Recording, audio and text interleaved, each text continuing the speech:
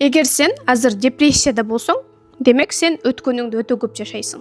Өткөн жакта окуялар менен, өткөн жакта адамдар менен сен көп жүрө бересиң оюңда, ошон үчүн сен көп депрессияга чөйсүң. Эгерде сенде көп кыжаалатчылык болсо, дайыма кыжаалат болуп жүрсөң, сен демек бул элек келечектерде жашайсың. Балким мындай болуп калсачы, тигиндей болуп калсачы деген коркууларда жашайсың. А кээ бир адамдар экөөндө тең жашайт. Келечегинен да коркот, өткөндөгү нерселерди да кой бере албайт.